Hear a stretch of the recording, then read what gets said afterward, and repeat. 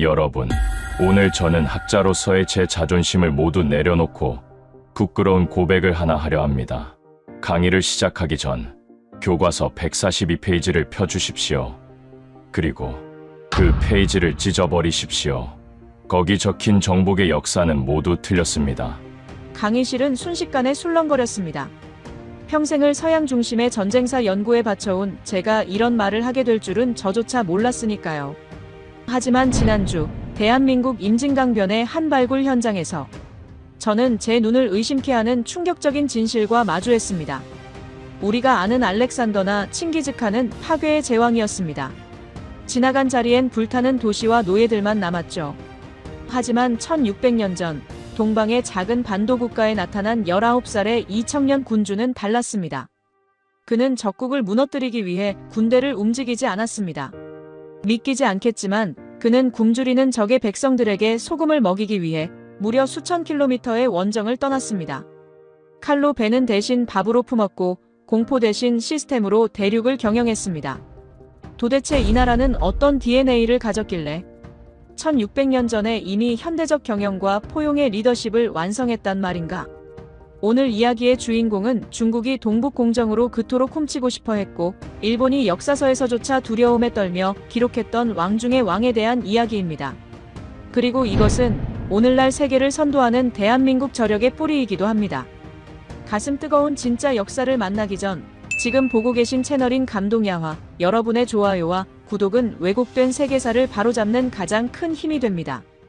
이야기는 제가 한국 학회에 긴급 호출을 받고 인천공항에 내렸던 그날 새벽으로 거슬러 올라갑니다. 안녕하십니까? 저는 영국 런던의 유서 깊은 대학에서 30년 넘게 전쟁사와 고대 제국사를 연구하고 학생들을 가르쳐온 알렉스라고 합니다. 제 평생의 연구 주제는 제국의 흥망성쇠였습니다. 로마 제국이 어떻게 지중해를 지배했는지, 몽골 기병이 어떻게 유라시아를 휩쓸었는지, 나폴레옹의 전략이 무엇이었는지를 분석하는 것이 제 일과였죠. 솔직히 고백하자면 저는 그동안 한국이라는 나라의 고대사에 대해 지독할 만큼 무지했고 오만했습니다. 제게 한국은 그저 중국의 거대한 왕조들과 일본의 무사 정권 사이에서 지정학적으로 불리한 위치에 끼어 가까스로 생존해온 작은 반도 국가 정도로만 인식되고 있었으니까요. 서양 학자들의 주류 시각이 의례 그렇듯 저 역시 동아시아 역사의 주인공은 중국이라고 믿어 의심치 않았던 것입니다. 하지만 지난달 한국 고고학회의 긴급 초청을 받아 방문한 임진강 유적지에서 저는 제 학자적 양심과 인생관이 송두리째 뒤흔들리는 충격을 받았습니다. 그날 제가 목격한 것은 단순한 유물이 아니라 시대를 수천 년 앞서간 위대한 문명의 증거였기 때문입니다. 인천공항에 내려 연구팀의 차량에 몸을 실었을 때만 해도 저는 가벼운 마음이었습니다.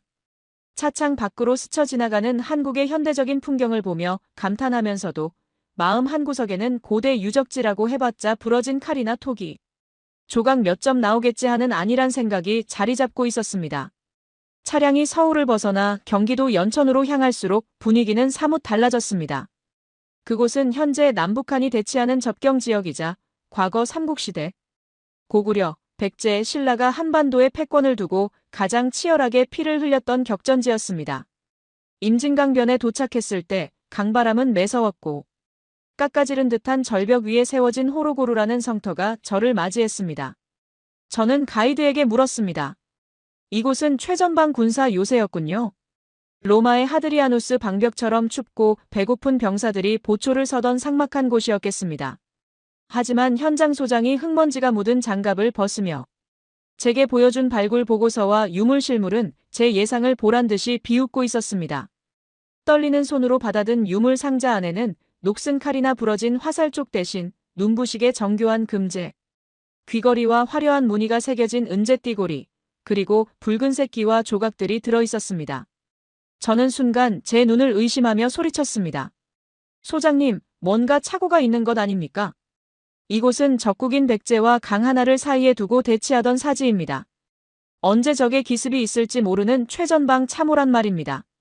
그런데 어떻게 군사들이 아닌 왕족이나 최고 위급 귀족들이나 쓸 법한 장신구가 여기서 나옵니까?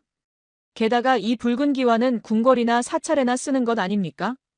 저의 당황한 질문에 한국인 연구원은 긍지와 자부심이 가득한 묘한 미소를 지으며 대답했습니다. 교수님, 이것이 바로 고구려의 힘입니다.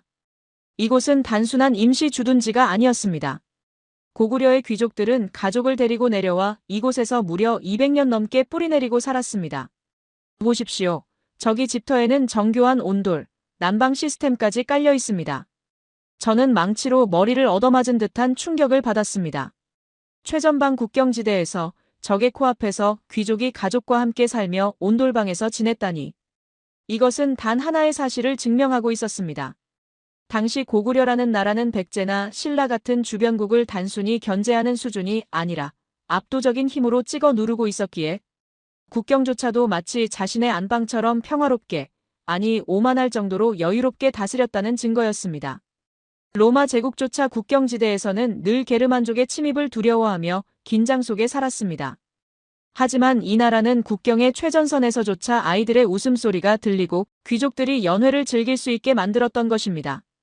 평화는 구걸에서 얻는 것이 아니라 압도적인 힘으로 지켜내는 것임을 이 유물들은 웅변하고 있었습니다. 도대체 어떤 힘이 있었기에 1600년 전 그 옛날에 이런 완벽한 지배력을 가질 수 있었던 걸까요? 저는 그 거대한 힘을 설계한 인물이 궁금해 미칠 지경이었습니다. 대체 누가 이토록 강대한 제국을 만들었단 말입니까? 그때 연구원이 저를 데리고 간 곳은 박물관의 한편, 천장까지 닿을 듯 거대한 비석의 탁본 앞이었습니다. 높이가 6.39m, 무게가 37톤에 달한다는 동양 최대의 비석. 그 주인은 바로 광개토대왕이라 불리는 인물이었습니다. 비문을 한 글자 한 글자 해석해 내려가던 저는 첫 줄에서부터 전율을 느꼈습니다. 국강상 광개토경 평안 호태왕. 영토를 넓히고 광개토, 백성을 평안하게 만든 평안, 위대한 왕 호태왕이라는 뜻이었습니다. 보통 서양의 정복 군주들은 자신의 무력을 과시하기 위해 정복왕 윌리엄, 사자심왕 리처드 같은 칭호를 씁니다.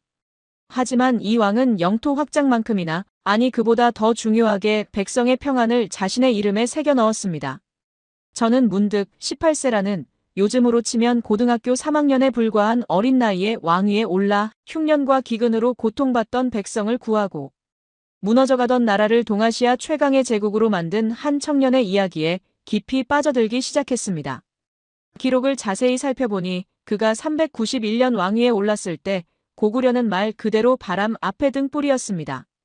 북쪽에서는 유목민족인 거란과 후연이 수시로 국경을 넘어와 백성들을 납치하고 약탈해갔고 남쪽에서는 백제가 호시탐탐 국경을 넘보고 있었습니다. 심지어 그의 할아버지인 고국원왕은 백제와의 전쟁터에서 날아온 화살에 맞아 비통하게 전사하기까지 했습니다. 왕이 전장에서 적의 화살에 맞아 죽었다는 것은 국가적 치욕이자 왕권의 붕괴를 의미했습니다. 엎친 데 덮친 격으로 잇따른 흉년과 가뭄으로 백성들은 서로를 잡아먹을지도 모른다는 소문이 돌 정도로 극심한 굶주림에 시달리고 있었습니다. 이런 절체절명의 위기 상황, 10대의 어린 왕이 감당하기에는 너무나 가혹하고 무거운 왕관이었습니다. 보통 이런 상황이라면 왕은 성문을 굳게 걸어 잠그고 방어에 치중하거나 아니면 할아버지의 복수를 하겠다며 분노에 차서 남쪽으로 무리한 전쟁을 일으키다 자멸하기 마련입니다. 신하들도 당연히 백제에 대한 복수를 외쳤을 것입니다. 하지만 이 위대한 청년 군주가 선택한 첫 번째 전략은 저와 같은 역사학자들의 예상을 완전히 뒤집는 것이었습니다. 그는 즉위하자마자 군사를 이끌고 남쪽이 아닌 북쪽 거란을 향해 진격했습니다. 그런데 그 목표가 아주 독특했습니다. 보통 전쟁을 하면 적의 수도를 치거나 적의 왕을 잡아 항복을 받아내는 것이 목표인데 그는 엉뚱하게도 지금의 내몽골 자치구에 있는 시라무렌 강 유역으로 향했습니다. 저는 지도를 펴놓고 그곳의 위치와 지리적 특성을 확인하다가 무릎을 탁 쳤습니다. 그리고 저도 모르게 탄성을 내뱉었습니다. 아, 이 사람은 천재다. 아니, 이 사람은 진정으로 백성을 가슴으로 사랑하는 아버지 같은 지도자다. 시라무렌 강, 몽골어로 누런 강이라는 뜻의 그곳은 바로 거대한 소금 산지였습니다. 강 주변의 땅이 온통 하얗게 뒤덮여 있을 정도로 소금이 풍부한 곳이었죠. 고대 사회에서 소금은 단순한 조미료가 아니었습니다. 냉장 시설이 없던 시절, 음식을 썩지 않게 보관하고 인간의 생명을 유지하는 데 필수적인 자원이었으며 곧 국가의 돈이자 권력이었습니다.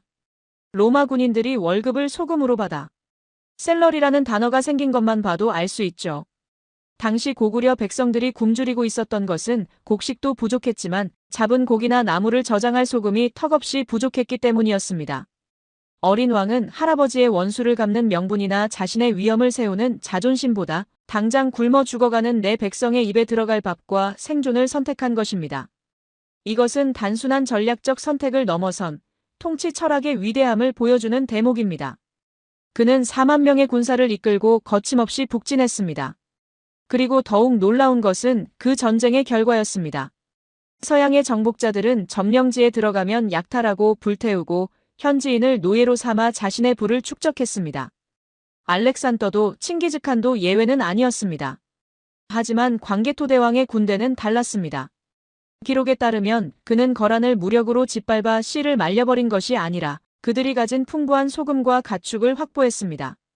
그리고 그 과정에서 과거 거란에 침입돼 납치되어 짐승처럼 노예로 살고 있던 고구려 백성 1만 명을 구출해 고향으로 데려왔습니다. 자신의 권력을 과시하기 위해 적의 목을 베어오는 개선행진이 아니었습니다. 내 백성을 배불리 먹일 소금 수레를 앞세우고 잃어버린 가족을 되찾아 감격의 눈물을 흘리는 1만 명의 백성을 뒤따르게 하며 돌아오는 왕의 행렬. 저는 이 장면을 상상하며 눈시울이 붉어지는 것을 참을 수 없었습니다.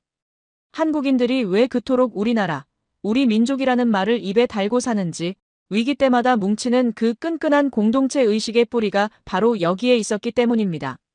서양의 왕들이 영토라는 땅덩어리에 집착할 때 이 젊은 왕은 사람에 집착했습니다.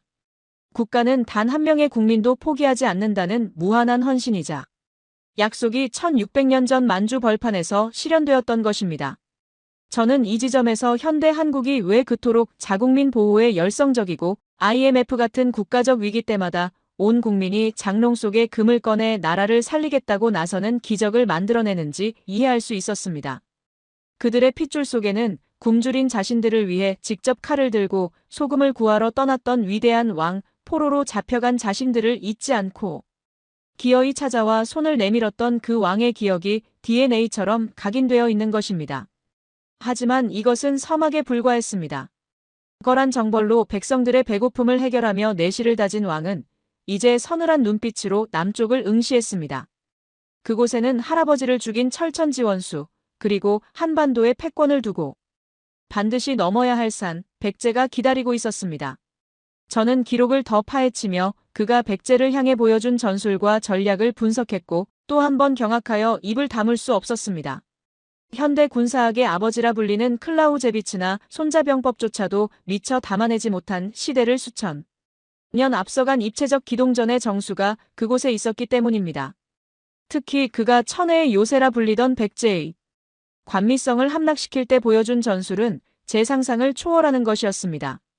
단순히 힘으로 밀어붙이는 것이 아니라 적의 심리를 꿰뚫고 바다와 강을 동시에 이용하는 그의 지략은 마치 신이 하늘에서 전쟁터를 내려다보며 체스를 두는 것과 같았습니다. 과연 19세의 천재군주는 어떻게 그 난공불락의 요새를 무너뜨렸을까요? 그리고 그 과정에서 또 어떤 감동적인 드라마를 만들어냈을까요? 자, 이제 시계를 돌려 396년 한반도의 운명을 가른 그 뜨거운 여름으로 가봅시다.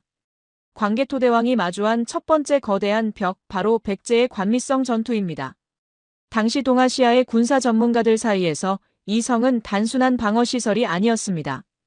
그것은 신이 빚은 요새 혹은 침략자들에게는 악마의 아가리라고 불렸던 공포의 대상이었습니다.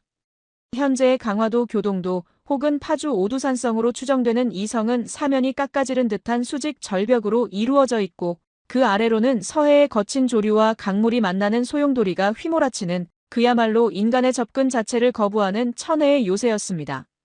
지리적 조건만으로도 공략이 불가능에 가까웠지만 더 큰 문제는 당시 백제라는 나라의 위상이었습니다. 제가 옥스퍼드 도서관에서 고대 문헌을 뒤지며 확인한 바에 따르면 4세기의 백제는 오늘날 우리가 생각하는 조그만 반도 국가가 아니었습니다. 그들은 중국의 요서 지방 산둥반도, 그리고 일본의 규슈를 잇는 거대한 해상, 무역 네트워크를 장악한 명실상부한 동양의 페니키아이자 해상 제국이었습니다. 배를 건조하는 기술과 물살을 읽는 수군 전투력에 있어서는 타의 추종을 불허했죠. 백제의 수군은 바다의 왕자였고 그들의 홈그라운드인 관미성 앞바다는 고구려군에게는 무덤이나 다름없었습니다. 반면 고구려는 어떤 나라입니까? 그들은 전통적으로 드넓은 만주 벌판을 달리는 말의 민족, 즉 기병 중심의 육군 국가였습니다. 대륙을 달리는 말발굽 소리는 천둥과 같았지만 출렁이는 물 위에서의 싸움은 그들에게 낯설고 두렵고 지극히 불리한 영역이었습니다. 서양 전쟁사로 비유하자면 유럽 육군의 최강자인 나폴레옹의 프랑스 군대가 해군의 최강자인 영국 넬슨 제독의 함대를 상대로 바다 한가운데서 정면 승부를 거는 것과 같은, 아니 그보다 더 무모한 도박이었습니다. 상식적인 병법서에 따르면 고구려가 관미성을 함락시킬 유일한 방법은 수년 동안 성 주변을 포위하여 보급로를 끊고 성 안의 병사들이 굶어 죽기를 기다리는 지루한 고사 작전뿐이었습니다. 하지만 19세의 젊은 왕 광개토대왕에게는 그럴 시간이 없었습니다. 그가 남쪽에서 시간을 지체하는 순간 북쪽의 하이에나 같은 거란과 후연이 언제 다시 전열을 가다듬고 고구려의 빈집을 털러내려올지 모르는 상황이었기 때문입니다. 남쪽 전선의 주력군이 발이 묶이는 것은 곧 고구려의 패배이자 멸망을 의미했습니다. 절벽 위에는 적이 있고 아래에는 거친 파도가 있으며 뒤에는 시간이 쫓아오는 진퇴양난의 상황. 보통의 지휘관이라면 여기서 군대를 돌렸을 것입니다. 그러나 여기서 광개토대왕의 천재성이 역사 속의 섬광처럼 번뜩입니다. 그는 모두의 예상을 깨고 전격전을 선택했습니다. 그것도 단순한 무력 공격이 아니었습니다. 그는 육군인 고구려군을 단기간에 수륙 양용이 가능한 전천후 부대로 변모시켰습니다. 기록에 따르면 그는 군사를 7갈래, 8갈래로 나누어 동시다발적으로 공격하는 고도의 기만 전술을 펼쳤습니다. 이것은 현대 미 해병대의 상륙작전을 방불케 하는 입체적인 작전이었습니다. 생각해 보십시오. 칠흑 같은 어둠 속 백제 수비군이 적이 동쪽 절벽에서 기어오른다 라고 소리치며 몰려가면 반대편 서쪽 해안에서 고구려의 배들이 나타나 불화살비를 퍼부었습니다. 북쪽 성문이 뚫린다 라고 비명을 지르며 달려가면 어느새 남쪽의 비밀 통로에서 고구려 특공대가 솟구쳐 올라 성벽을 넘었습니다. 이것은 물리적 타격을 넘어선 고도의 심리전이었습니다. 도대체 적은 몇 명인가? 어디서 나타나는가? 백제군은 패닉에 빠졌습니다. 장장 20일간 잠시도 쉬지 않고 밤낮 없이 이어진 파상공세. 이것은 단순한 체력전이 아니었습니다. 적의 정신을 밑바닥부터 붕괴시키는 잔혹하고도 정교한 전략이었습니다. 파도 소리만 들려도 고구려군의 함성으로 착각할 만큼 백제군의 신경은 쇠약해져 갔습니다. 그들을 지켜주던 깎아지른 절벽은 이제 도망칠 곳 없는 감옥이 되어버렸습니다. 결국 그 철옹성 같던 관미성은 외부의 물리적 타격이 아닌 내부의 공포와 고구려군의 압도적인 기세에 눌려 허무하게, 그러나 처절하게 무너지고 말았습니다. 해상제국 백제의 심장이자 한강으로 들어가는 전략적 관문이 고구려 기병, 아니 이제는 수륙 양용에 맞는 군대로 거듭난 광개토대왕의 손아귀에 떨어진 것입니다. 저는 이 전투 기록을 분석하며 광개토대왕이 단순히 용맹한 장수가 아니라 지형과 심리, 그리고 시간의 개념을 완벽하게 통제하는 전략의 마술사였음을 확신하게 되었습니다. 관미성이 함락되자 백제의 수도인 한성, 현재의 서울 송파구, 풍납토성 일대으로 가는 길은 뻥 뚫린 고속도로나 다름없었습니다. 광개토대왕은 적에게 숨 쉴 틈도 주지 않고 곧장 수도로 진격했습니다. 한강을 가득 메운 고구려의 함선들과 강변을 따라 검은 철갑을 두르고 지축을 울리며 달려오는 개마무사, 중장기병의 행렬. 그 위압감은 마치 저승사자의 군대가 몰려오는 듯 했을 것입니다. 이를 본 백제의 아신왕은 전의를 완전히 상실했습니다. 한강 위를 덮은 것은 고구려의 깃발이었고 백제의 하늘을 뒤덮은 것은 패배의 먹구름이었습니다. 결국 아신왕은 스스로 성문을 열고 나왔습니다. 화려한 왕의 의복 대신 초라한 옷을 입고 진흙바닥에 무릎을 꿇고 광개토대왕 앞에 머리를 조아렸습니다. 그리고 역사의 길이 남을 치욕스럽지만 생존을 위한 맹세를 바쳤습니다. 저희 백제는 지금부터 영원토록 태왕의 노객, 신하, 혹은 종이 되겠습니다. 자, 여기서 잠시 멈추고 아주 냉정한 역사의 눈으로 이 상황을 바라봅시다. 서양사나 중국사, 아니 인류의 모든 전쟁사에서 정복자가 적국의 왕을 사로잡았을 때 어떤 일이 벌어질까요? 로마의 카이사르는 적장 베르킨게토릭스를 끌고 가 6년 동안 감옥에 가뒀다가 개선식의 구경거리로 삼은 뒤 목을 졸라 죽였습니다. 몽골의 칭기즈칸은 후한을 없애기 위해 적대 부족의 왕족이라면 수레바퀴보다 키가 큰 남자는 모조리 죽여 씨를 말렸습니다. 이것이 고대의 상식이었습니다.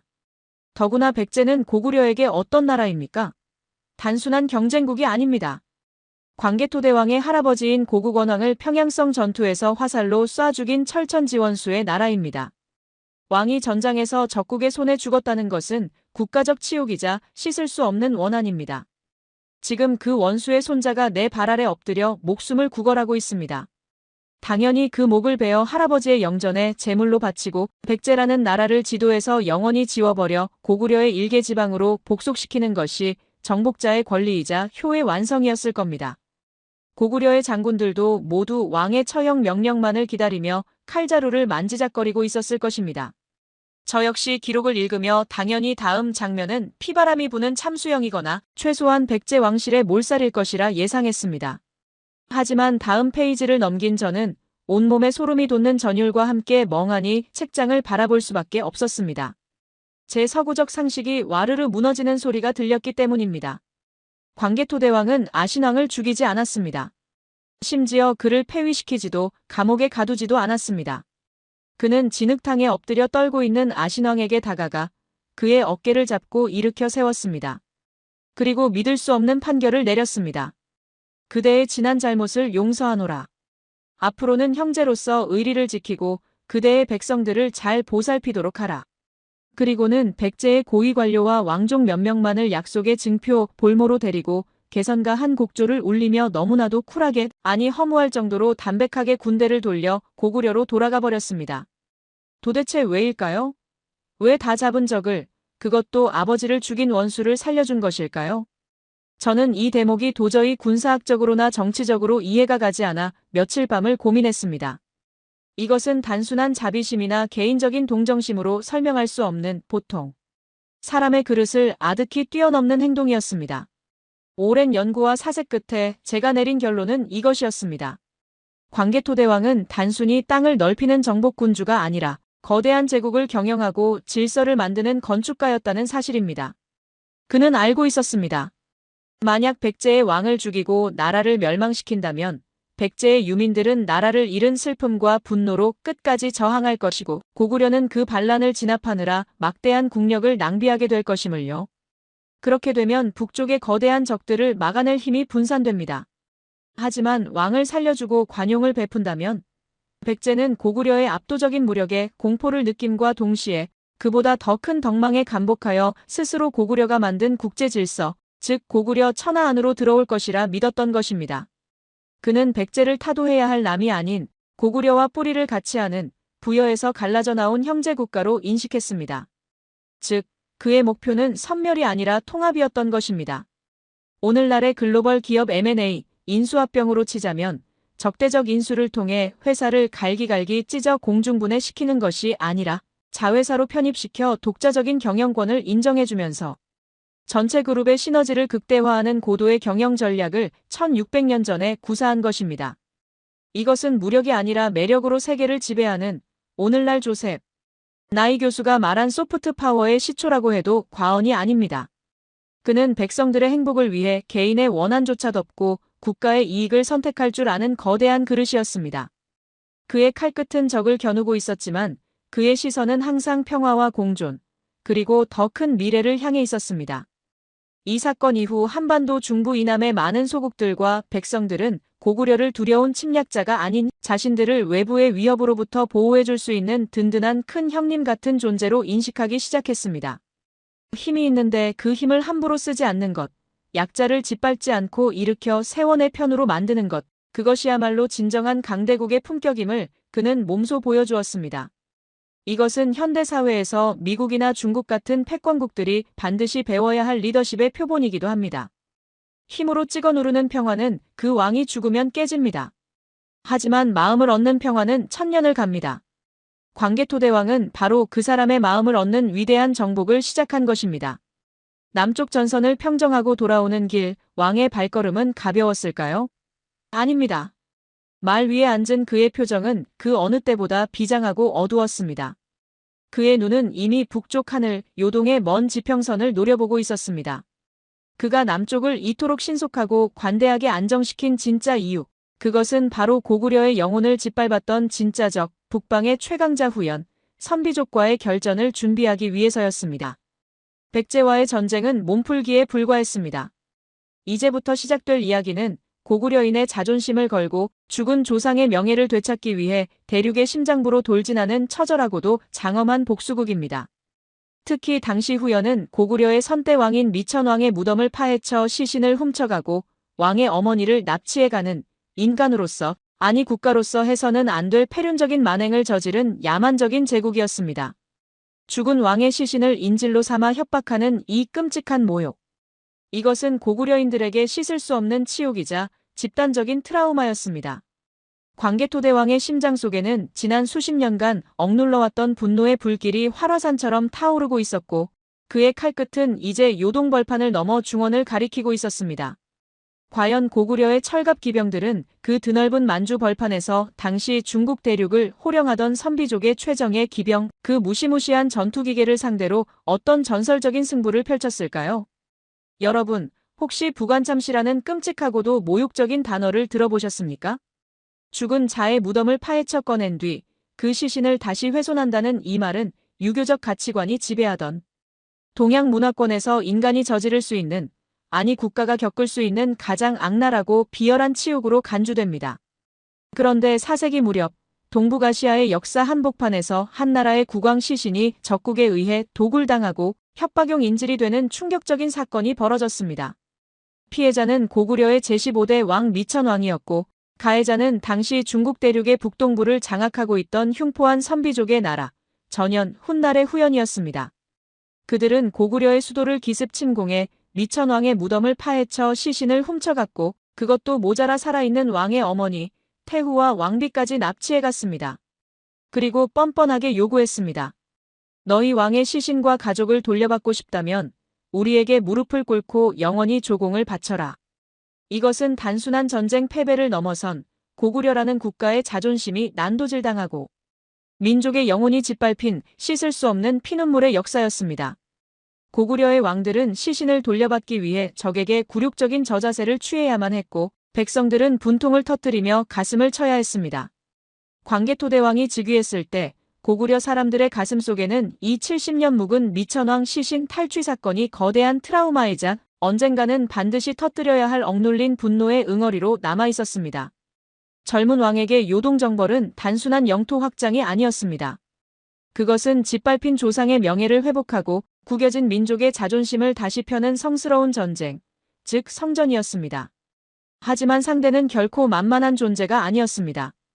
당시 요동을 지배하던 후연은 훗날 세계를 정복한 몽골 칭기즈칸의 먼 조상격인 선비족, 모용씨가 세운 나라로, 그들은 말 위에서 태어나 말 위에서 죽는다는 말이 있을 정도로 기마전에 능통한 전투 종족이었습니다. 그들의 철기병은 중국 대륙 전체를 공포에 떨게 만들었고, 그 기세는 로마 제국을 멸망으로 몰고 간 훈족에 비견될 만큼 빠르고 흉포했습니다. 당시 중원의 한족들조차 두려워 벌벌 떨던 그들을 상대로 과연 고구려가 이길 수 있을까? 대다수의 주변국들은 고구려의 무모한 도전을 비웃었습니다. 저는 이 전쟁의 기록을 분석하면서 광개토대왕이 보여준 또 다른 천재적 면모, 바로 경제와 전쟁의 결합에 주목하게 되었습니다. 그는 복수심에 불타 무작정 군대를 몰아가는 감정적인 지도자가 아니었습니다. 그는 먼저 지도를 펴고 요동반도의 핵심이 무엇인지를 냉철하게 분석했습니다. 그곳에는 고대 국가의 힘을 결정짓는 가장 중요한 전략 자원, 바로 철이 있었습니다. 오늘날의 반도체나 석유에 해당하는 것이 바로 당시의 철이었습니다. 요동의 안시성 주변, 현재의 중국 안산시 일대는 질 좋은 철광석이 노천에 널려 있을 정도로 풍부한 동부가 최대의 철 산지였습니다. 후연이 강력한 기병을 유지하며 주변국을 괴롭힐 수 있었던 비결도 바로 이 요동의 철이었습니다. 광개토대왕은 깨달았습니다. 놈들의 심장을 찌르려면 놈들의 무기를 만드는 대장간을 뺏어야 한다. 즉, 요동정벌은 70년의 한을 갚는 복수국인 동시에 적의 군수산업단지를 장악하여 고구려를 자급자족이 가능한 강철의 제국으로 업그레이드하려는 원대한 경제전쟁이자 산업혁명이었습니다. 395년과 396년 마침내 고구려의 주력군이 요하를 건너 요동벌판으로 진격했습니다.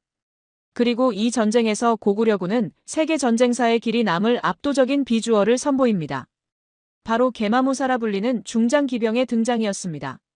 제가 서울의 전쟁기념관에서 복원된 게마무사의 실물 모형을 처음 보았을 때 저는 소름이 돋아 한동안 말을 잇지 못했습니다. 서양에서는 중세시대 14세기에서 15세기에나 본격적으로 등장하는 풀플레이트 아머 기사의 모습이 무려 1000년이나 앞선 시기 동방의 고구려에서 이미 완성되어 있었던 것입니다. 상상해 보십시오. 병사는 물론이고 그가 탄 말까지 머리부터 발끝까지 촘촘한 철빈을 갑옷, 찰갑으로 빈틈없이 감싸져 있습니다. 투구에는 날카로운 뿔이나 깃털 장식이 달려 적에게 공포감을 줍니다. 수천, 수만의 게마무사가 지축을 울리며 달려옵니다. 그 소리는 마치 거대한 지진이 일어나는 듯 했을 것입니다. 선비족의 경이로운 군기병들이 쏘는 화살은 고구려의 철갑에 맞아 힘없이 팅, 팅 소리를 내며 튕겨나가고 창을 찔러도 미끄러집니다. 그들은 마치 살아 움직이는 거대한 강철 탱크와 같았습니다. 선비족의 기병들이 아무리 날래고 빠르다 한들 이 압도적인 질량과 방어력을 가진 고구려의 탱크 부대 앞에서는 추풍낙엽처럼 짓밟히고 쓰러질 수밖에 없었습니다. 이것은 전투가 아니라 일방적인 심판에 가까웠습니다. 철이 철을 부수는 소리, 그 굉음이 천지를 진동했고 강물은 붉게 물들었다는 고대 기록은 결코 과장이 아니었습니다. 광개토대왕은 이 게마무사 부대를 선봉에 세워 후연의 방어선을 종이장 찢듯 돌파해 나갔습니다. 하지만 후연도 호락호락하지 않았습니다.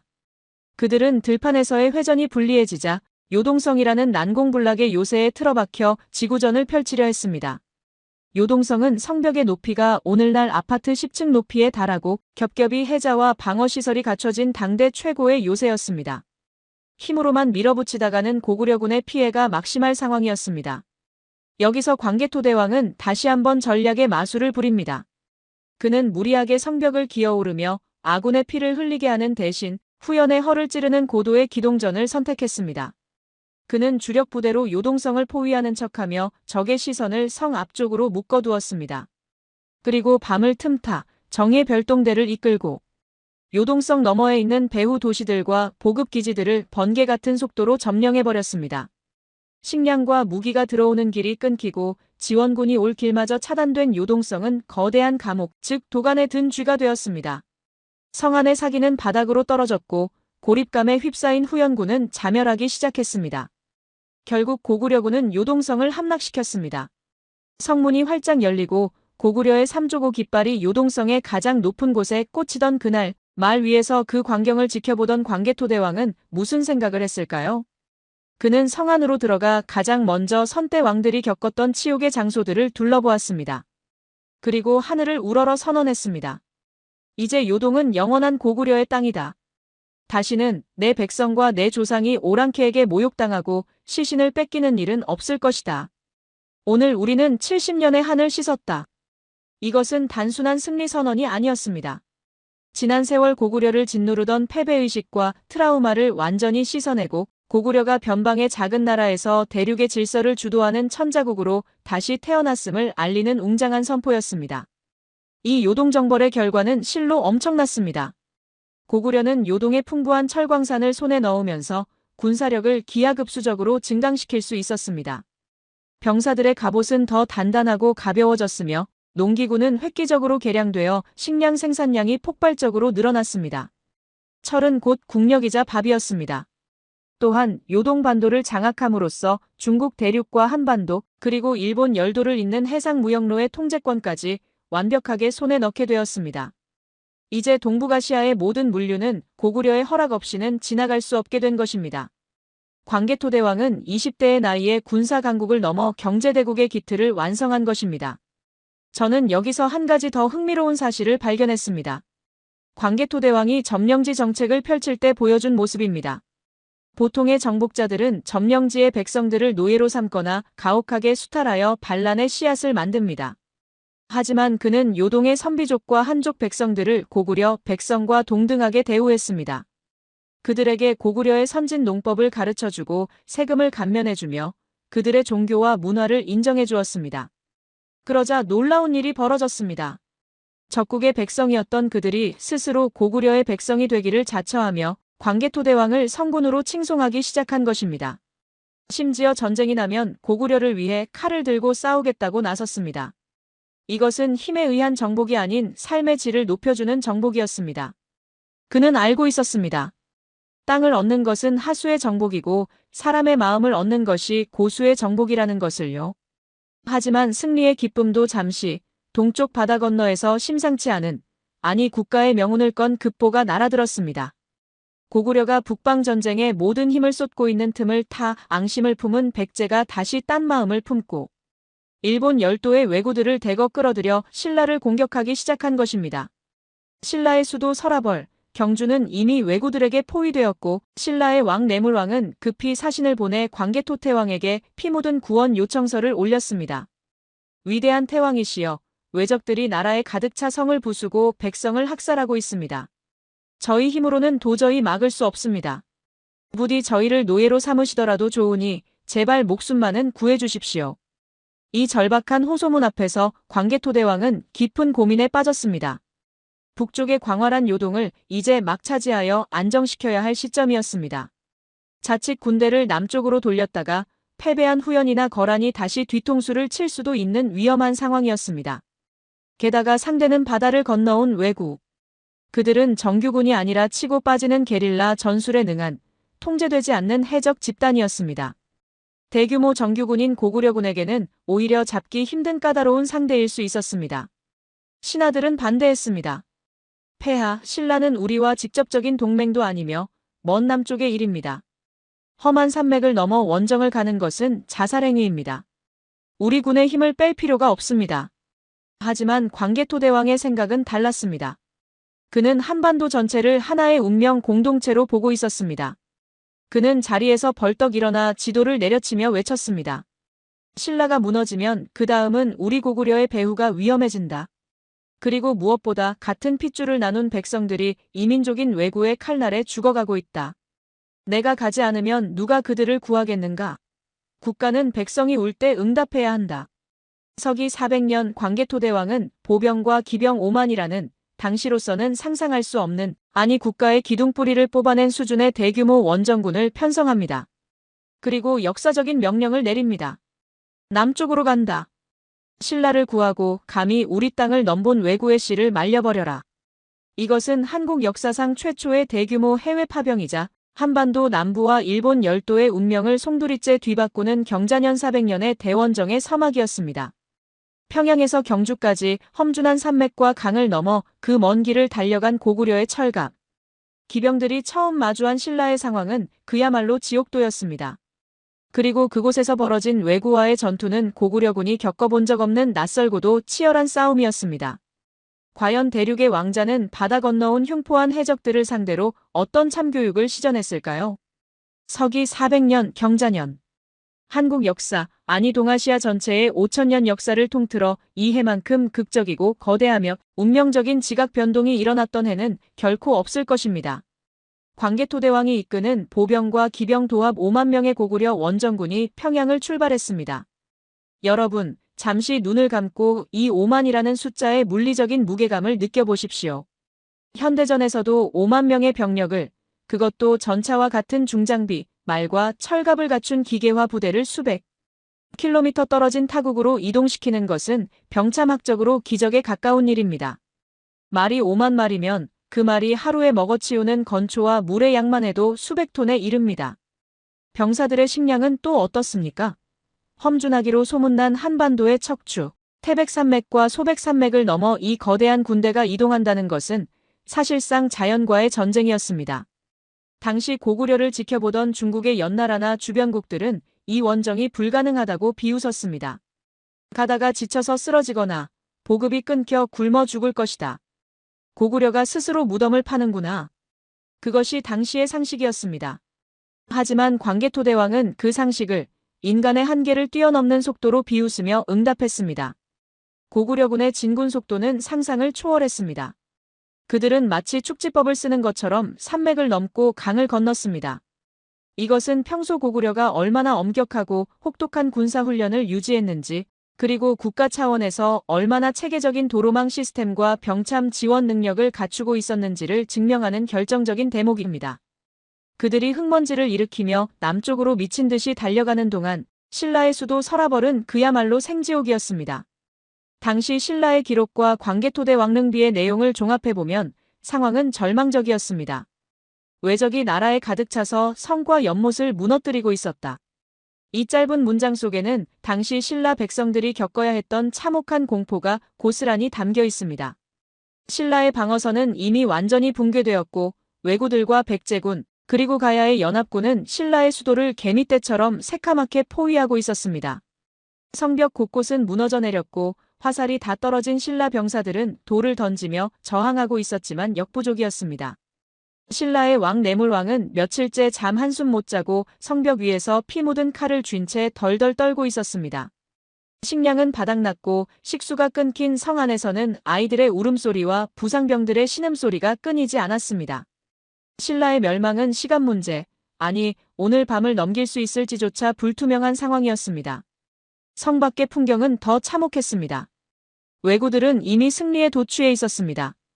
그들은 신라의 마을을 불태우고 약탈한 보물을 챙기며 술판을 벌이고 있었습니다. 신라의 여인들을 희롱하고 포로들을 잔인하게 학살하며 자신들의 승리를 자축하고 있었죠. 그들에게 신라는 이미 죽은 목숨이나 다름없는 먹잇감이었습니다. 고구려. 그들이 여기까지 어떻게 오나? 오다가 지쳐서 쓰러질 것이다. 그들은 고구려의 등장을 꿈에도 생각지 못한 채 방심하고 있었습니다. 바로 그 절망의 순간 지평선 너머 북쪽 산맥에서부터 미세한 진동이 시작되었습니다. 처음에는 지진인가 싶었을 것입니다. 찻잔에 물이 파장을 일으키고 땅바닥에 작은 돌멩이들이 튀어올랐습니다. 하지만 그 진동은 점점 더 규칙적이고 거대한 굉음으로 바뀌었습니다. 두두두두. 쿵. 쿵. 쿵. 그것은 마치 거대한 천둥이 땅 밑에서 울리는 소리 같았습니다. 술을 마시던 왜구들이 동작을 멈추고 고개를 돌렸을 때 그들은 보았습니다. 산등성이를 타고 검은 먹구름처럼 쏟아져 내려오는 햇빛을 가려버릴 정도로 거대한 강철의 해일을 말입니다. 그것은 고구려의 최정예 부대, 계마모사 5만 기였습니다. 말과 사람이 하나가 된 듯한 인마일체의 움직임. 햇빛을 받아 번쩍이는 수만 개의 철갑 비늘은 마치 용의 비늘처럼 빛났고 말발굽이 일으키는 뿌연 먼지는 전장을 뒤덮었습니다. 그리고 그 먼지 속에서 휘날리는 고구려의 붉은 삼조고 깃발. 그 압도적인 비주얼은 인간이 감당할 수 있는 공포가 아니었습니다. 공포에 질린 왜구 하나가 비명을 질렀습니다. 고구려다. 북쪽의 악마들이 왔다. 광개토대왕은 도착하자마자 진영을 갖추고 숨을 고르는 따위의 여유를 부리지 않았습니다. 그는 전장의 흐름을 단숨에 바꾸기 위해 수백 킬로미터를 달려와 지치지도 않은 듯 가장 선두에서 칼을 뽑아들고 곧바로 돌격을 명령했습니다. 쓸어버려라. 내 백성을 건드린 대가를 치르게 하라. 단 한 놈도 살려보내지 마라. 이어진 전투는 전쟁이라기보다는 일방적인 재난이자 심판에 가까웠습니다. 당시 왜구들의 무장 상태를 냉정하게 보십시오. 그들은 기껏해야 가죽 갑옷이나 대나무를 엮은 방패, 그리고 조잡한 철로 만든 짧은 칼이나 창을 들고 있었습니다. 반면 고구려군은 어떻습니까? 현대의 탱크에 비견되는 중장 기병입니다. 고구려 기병이 5m에 달하는 긴 창을 앞세우고 돌진하자 왜구의 보병 전열은 볼링핀처럼 추풍낙엽으로 날아갔습니다. 왜구들이 죽기 살기로 휘두르는 칼은 고구려의 강철. 갑옷에 닿자마자 팅 하는 소리와 함께 허무하게 부러지거나 튕겨나갔습니다. 반면 고구려군의 말발굽에 짓밟힌 왜구들은 비명조차 지르지 못하고 흙바닥에 묻혔습니다. 기록에 따르면 고구려군이 들이닥치자 왜적들이 괴멸되었다라고 적혀 있습니다. 역사학자로서 저는 이 괴라는 한 글자에 주목합니다. 이것은 단순히 싸움에서 졌다는 패가 아닙니다. 둑이 터지듯 조직이 완전히 와해되어 흩어져 버렸다는 뜻입니다. 왜구들은 싸울 의지를 잃고 혼비백산하여 무기를 버리고 도망치기 바빴습니다. 서로 먼저 도망가려다 아군의 발에 밟혀 죽는 자가 부지기수였습니다. 어제까지만 해도 승리감에 취해 있던 포식자들이 하루아침에 사냥감이 되어 쫓기는 신세가 된 것입니다. 신라의 백성들은 성문을 열고 나와 그 광경을 보며 눈물을 흘리고 만세를 불렀습니다. 그들에게 검은 철갑의 고구려군은 하늘에서 내려온 구원의 천사 군대, 아니 신의 군대와도 같았을 것입니다. 내물왕은 고구려 장수들 앞에 엎드려 감사의 눈물을 쏟았습니다. 멸망 직전의 나라가 다시 숨을 쉬게 된 것입니다. 하지만 광개토대왕의 분노는 여기서 멈추지 않았습니다. 보통 원정군은 적을 물리치고 수도를 구원하면 적당히 전리품을 챙겨 본국으로 돌아가는 것이 관례입니다. 하지만 그는 달랐습니다. 그는 이참에 한반도 남부의 불온한 세력들을 완전히 뿌리 뽑기로 작정했습니다. 도망친 놈들이 숨을 곧쫓아 없게 만들어라. 바다 끝까지 쫓아라. 그는 패주하는 왜구와 그들을 도운 가야 연합군의 뒤를 맹렬하게 추격하기 시작했습니다. 경주에서 시작된 추격전은 낙동강을 넘어 남쪽 끝 부산, 동래와 김해 평야까지 이어졌습니다. 이것은 단순한 추격이 아니라 한반도 남부의 정치 지형을 완전히 갈아엎는 대청소였습니다. 당시 김해 지역에는 금관가야라는 강력한 철의 왕국이 있었습니다. 가야는 백제, 왜와 손잡고 고구려에 대항하려 했지만 이 잘못된 줄 서기에 대가는 혹독했습니다. 고구려의 철기병이 김해성, 종발성에 들이닥치자 가야의 왕은 저항 한 번 제대로 못해보고 항복했습니다. 고구려군의 말발굽 아래 가야의 철갑옷은 종이장처럼 구겨졌습니다. 이 사건으로 인해 수백 년간 번영했던 금관가야는 회복 불가능한 타격을 입고 쇠퇴의 길을 걷게 되며 가야 연맹의 중심축이 완전히 무너져 내렸습니다. 고구려의 힘이 한반도 남단까지 미치게 된 것입니다. 광개토대왕은 마침내 부산 앞바다, 즉 지금의 태종대나 해운대 인근 해안까지 진격했습니다.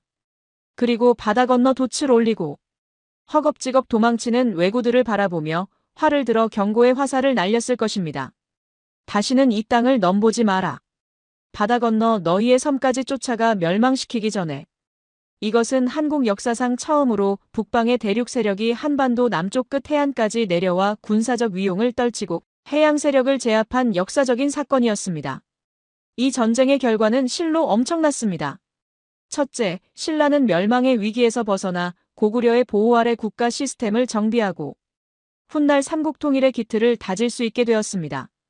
신라의 왕족들은 고구려의 볼모로 가서 선진 문물과 제도를 배워왔고 신라 땅에는 고구려 군대가 주둔하며 치안을 유지해 주었습니다.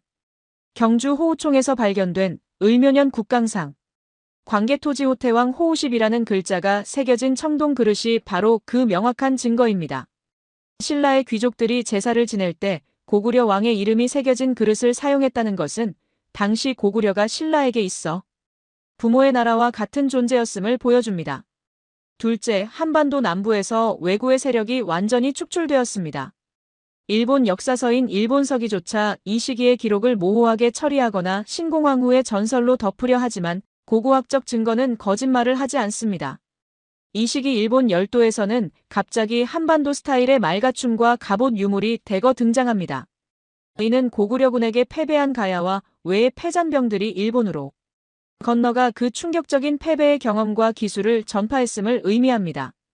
즉, 일본의 고대 문명 발달에도 아이러니하게 고구려의 매운맛, 즉 압도적인 무력의 충격이 큰 영향을 끼친 셈입니다. 셋째, 고구려는 명실상부한 동북아시아의 경찰 국가가 되었습니다. 북으로는 만주, 남으로는 한반도 남단까지 광개토대왕의 말발굽이 닿지 않는 곳이 없었습니다. 그는 단순히 영토를 넓힌 정복자가 아니라 혼란스러운 국제 질서를 정리하고 약소국을 보호하며 침략자 외, 백제, 가야를 응징하는 균형자의 역할을 수행한 것입니다. 저는 이 대목에서 서양의 팍스 로마나 로마에 의한 평화와 고구려의 평화를 비교해봅니다. 로마는 식민지로부터 끊임없이 세금을 착취하고 노예를 끌어가며 평화를 유지했습니다. 하지만 광개토대왕의 비문에는 조공을 받았다는 기록은 있어도 신라 백성을 노예로 삼았다거나 학살했다는 기록은 없습니다. 오히려 신라왕을 구원하고 백성들이 안업, 생업에 종사하게 했다라고 적혀 있습니다. 즉, 그의 목적은 착취가 아니라 질서 회복과 공동 번영에 있었습니다. 이것이 바로 한민족 특유의 홍익인간, 널리 인간을 이롭게 한다 정신이 투영된 제국 경영 방식이 아니었을까요? 힘이 있는 자가 약한 자를 보호하고 함께 살아가는 세상을 꿈꿨던 그의 철학이 전쟁터에서도 빛을 발한 것입니다. 전투가 끝나고 광개토대왕은 신라 왕과 귀족들을 모아놓고 연회를 베풀었습니다. 그 자리에서 그는 거만한 정복자의 모습이 아니라 든든한 형님으로서 동생을 위로하고 격려하는 모습을 보였습니다. 신라 사람들은 그런 태왕의 모습에서 깊은 감동과 함께 일종의 경외심을 느꼈을 것입니다. 저분이 있는 한 우리는 안전하다. 고구려는 우리의 지붕이다. 이 믿음, 이것이야말로 고구려가 가진 진정한 힘이었습니다.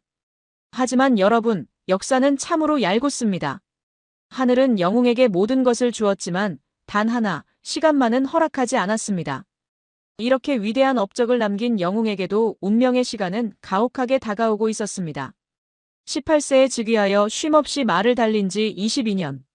불과 39세라는 너무나도 젊고 아까운 나이에 그의 심장이 멈추게 됩니다.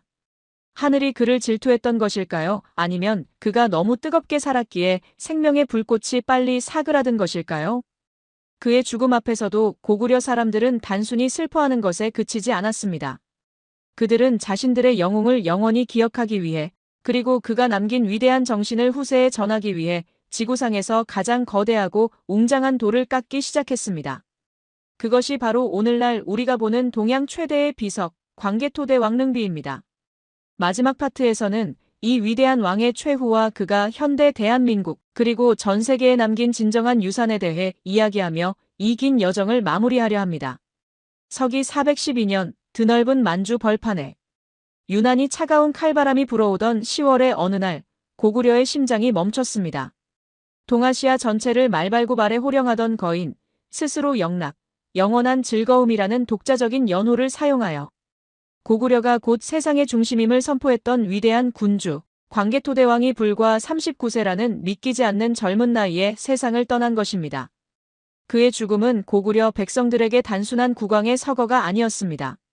그것은 마치 하늘의 태양이 땅으로 곤두박질치는 듯한 충격이자 세상의 끝이 도래한 것 같은 원초적인 공포였습니다.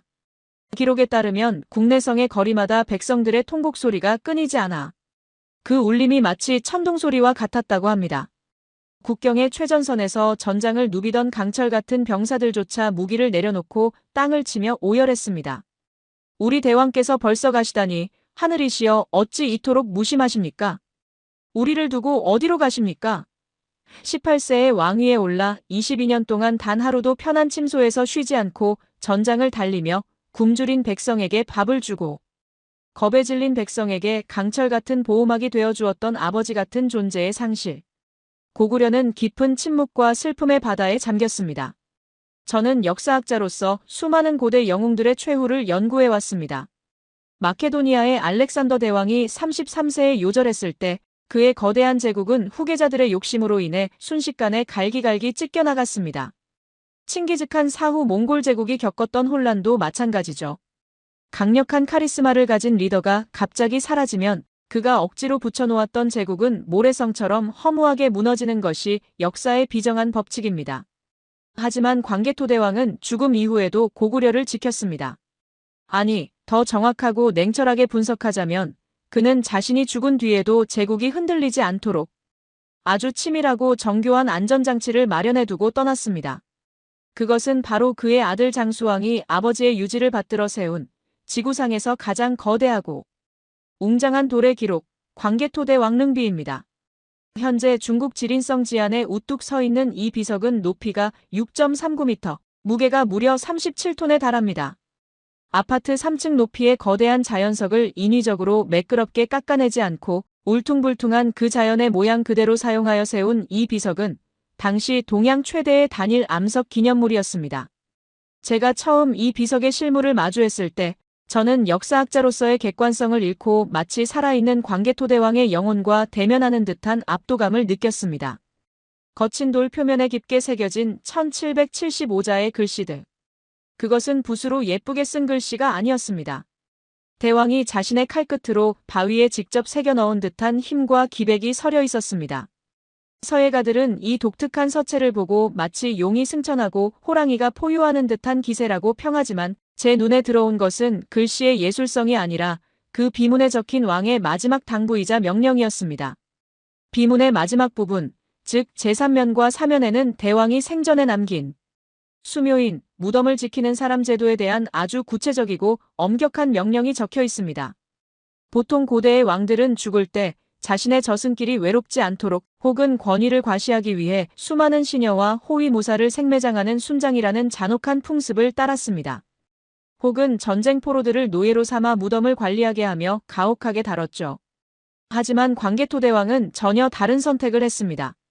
그는 유언으로 이렇게 남겼습니다. 내가 죽은 뒤 나의 무덤을 지키는 일은 내가 정복하고 데려온 구민, 원래 고구려 백성과 신뢰 아닌 새로 데려온 백제, 신라, 가야 사람들을 섞어서 맡기도록 하라. 총 330가구에게 이 임무를 맡기되 그들을 노예처럼 부리지 말고 그들에게 집을 주고 밥을 주어 편안히 살게 하라. 그리고 이 제도가 영원히 지켜지도록 그 신분을 서로 사고팔지 못하게 하라. 만약 이 법을 어기는 자가 있다면 그가 누구든 엄벌에 처하라. 도대체 이것이 무슨 의미일까요? 왜 왕은 죽는 순간까지 무덤 관리인들의 출신 성분과 복지를 걱정했을까요? 저는 이 대목을 수없이 읽고 또 읽으며 전율을 느꼈습니다. 이것은 단순한 묘지 관리 지침이 아니었습니다. 이것은 고도의 사회 통합 정책이자 시대를 앞서간 멜팅팟, 용광로 프로젝트였습니다. 생각해 보십시오. 당시 고구려, 백제, 신라, 가야, 그리고 요동의 선비족 사람들은 원래 서로 죽고 죽이던 적이었습니다. 언어도 조금씩 달랐고 풍습도 달랐으며 서로에 대한 적개심이 가득했습니다.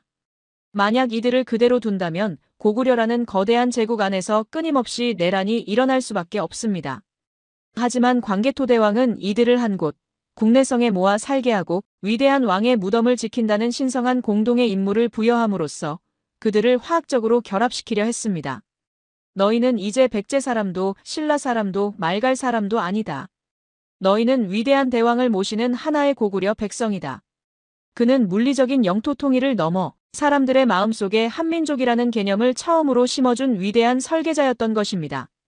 오늘날 한국인들이 지역과 출신을 따지지 않고 국가적 위기의 순간마다 우리는 한민족이라고 자연스럽게 말할 수 있는 그 정서적 뿌리가 바로 1600년 전 대왕의 무덤가에서 시작된 셈입니다. 그는 정복자였지만 그 끝은 통합자였습니다. 광개토대왕의 시대는 412년에 끝났습니다. 하지만 그가 남긴 유산은 사라지지 않고 면면이 이어져 21세기인 오늘날 놀라운 형태로 다시 피어났습니다. 저는 감히 단언컨대 현대 대한민국이 보여주는 기적 같은 성공의 DNA가 바로 이 시기에 형성되었다고 믿습니다. 지도를 펴놓고 대한민국을 보십시오. 천연자원이 풍부한 나라도 아니고 영토가 큰 나라도 아닙니다. 오히려 중국, 러시아, 일본이라는 거대 강대국들에 둘러싸여 숨쉬기조차 버거운 지정학적 위치에 있습니다. 심지어 1950년 한국전쟁 직후에는 전 국토가 잿더미가 되어 세계에서 가장 가난한 나라였습니다. 당시 메가더 장군은 이 나라가 재건되는 데는 100년이 걸릴 것이라고 말했죠. 하지만 불과 반세기 만에 한국은 세계 10위권의 경제대국으로 성장했습니다. 삼성전자의 반도체가 전 세계의 디지털 두뇌를 지배하고 현대자동차의 전기차가 유럽과 미국의 도로를 질주합니다. BTS와 블랙핑크의 음악이 전 세계 라디오에서 흘러나오고 오징어 게임 같은 한국 콘텐츠가 넷플릭스를 점령하며 전 세계인의 마음을 훔치고 있습니다. 서양의 많은 경제학자와 사회학자들은 이것을 한강의 기적이라고 부르며 우연한 행운이나 미국의 원조 혹은 냉전 시대의 특수 덕분이라고 분석하려 합니다. 하지만 저는 동의하지 않습니다. 이것은 기적이 아니라 역사적 필연입니다. 한국인의 핏줄 속에는 1600년 전 만주 벌판을 말발굽으로 뒤흔들며 세상의 중심은 바로 우리다라고 외쳤던 광개토대왕의 기백이 잠재되어 있었던 것입니다. 그 잠들어 있던 거인의 DNA가 현대에 와서 폭발한 것입니다. 첫째, 불가능에 도전하는 속도와 역동성입니다. 19세의 어린 왕이 사방이 적으로 둘러싸인 위기 속에서도 성문을 걸어 잠그는 대신 과감하게 밖으로 뛰쳐나가 영토를 확장했듯 현대 한국인들은 전쟁의 폐허 속에서도 빨리빨리를 외치며 맨주먹으로 고속도로를 닫고 제철소를 지어 산업화를 일궈냈습니다. 남들이 100년 걸릴 일을 30년 만에 해치우는 그 폭발적인 에너지는 고구려 계마무사의 진격 속도와 닮아 있습니다. 둘째, 세계화의 본능입니다. 광개토대왕이 내륙에 갇히지 않고 서해와 남해로 나아가 국제무역로를 장악했듯 오늘날 한국의 기업들은 좁은 내수 시장에 만족하지 않습니다. 그들은 가방 하나 들고 과감하게 5대양 6대주로 진출하여 글로벌 기업들과 당당히 경쟁하고 승리했습니다. 한국의 영토는 좁지만 한국인의 경제 영토는 전 세계입니다. 셋째, 위기 극복의 단결력입니다. 대왕이 신라를 구하러 5만 대군을 보냈을 때 보여준 그 우리는 하나라는 공동체 의식은 1997년 IMF 외환위기 당시 전 국민이 장롱 속에 돌반지와 금을 꺼내 나라 빚을 갚았던 금모으기 운동으로 되살아났습니다. 전 세계 어디에서도 볼 수 없는, 외국인들은 도저히 이해할 수 없는 이 기이하고도 감동적인 장면은 바로 1600년 전 수묘인 제도에서 시작된 국가는 국민을 버리지 않고 국민은 국가를 포기하지 않는다는 고구려의 정신이 핏줄을 타고 흐르고 있다는 증거입니다. 이제 긴 이야기를 마칠 시간입니다. 처음에 저는 그저 동양의 작은 나라 역사가 궁금했던 호기심 많은 영국의 늙은 역사학자로 이 땅을 밟았습니다. 하지만 지금 저는 위대한 거인의 발자취 앞에서 깊이 고개를 숙인 한 명이 팬이자 목격자가 되어 돌아갑니다. 지안에 서 있는 광개토대 왕릉비는 단순한 돌덩어리가 아닙니다. 그 웅장한 비석에 새겨진 글귀들은 1600년의 시간을 뛰어넘어 오늘을 살아가는 한국인들에게 그리고 우리 모두에게 보내는 영원한 메시지입니다. 너희는 작지 않다. 너희는 약하지 않다. 너희의 조상은 대륙을 호령했고 바다를 다스렸으며 사람을 사랑했던 위대한 제국의 주인이었다. 그러니 고개를 들어라. 두려워 말고 세계로 나아가라. 너희에게는 그럴 자격과 힘이 있다.